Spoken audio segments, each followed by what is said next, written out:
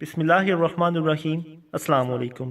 حضرت عبداللہ بن عباس رضی اللہ تعالیٰ عنہ سے مروی ہے، حضور صلی اللہ علیہ وآلہ وسلم فرماتے ہیں کہ اسراء کی رات میں ایک مقام سے مجھے نہایت ہی اعلیٰ خوشبو کی مہک آنے لگی۔ میں نے کہا، اے جبریل، یہ کیسی اچھی خوشبو ہے؟ تو انہوں نے جواب دیا، یہ فرعون کی بیٹی کی کنگھی کرنے والی خادمہ اور اس کی اولاد کی ہے۔ اس کی شان پوچھی گئی تو عرض کیا، فرعون کی بیٹی کو کنگھی کرتے ہوئے اس مومنہ خاتون کے ہاتھ سے اتفاقاً کنگھی گر پڑی تو اس کی زبان سے بے ساختہ بسم اللہ نکل گیا۔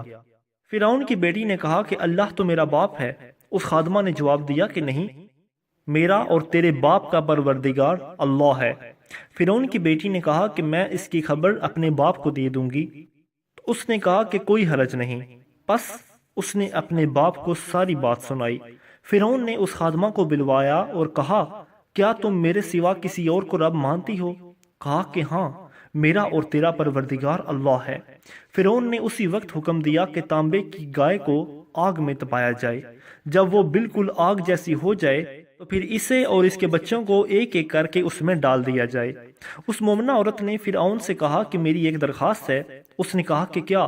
اس نے کہا، میری اور میرے بچوں کی ہڈیاں ایک کپڑے میں جمع کر کے دفن کر دینا۔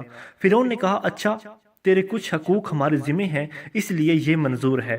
بعد ازیں فرعون نے حکم دیا کہ ایک ایک کر کے اس کے بچوں کو آگ کی طرف تبکتی ہوئی آگ میں ڈال دو۔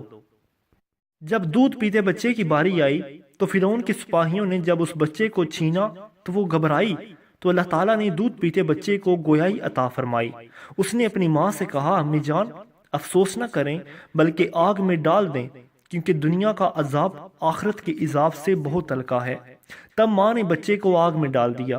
ابن عباس رضی اللہ تعالیٰ عنہما فرماتے ہیں کہ 4 چھوٹے بچوں نے بات کی ہے، وہ یہ ہیں: نمبر 1، عیسیٰ بن مریم علی نبینا علیہ الصلوۃ والسلام۔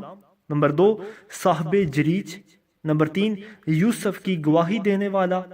اور نمبر 4، فرعون کی بیٹی کی مشاتہہ کا بیٹا۔ مزید اچھی اسلامک اور موٹیویشنل ویڈیوز کے لیے ہمارے چینل کو سبسکرائب کیجیے۔ بہت شکریہ۔ بسم اللہ الرحمن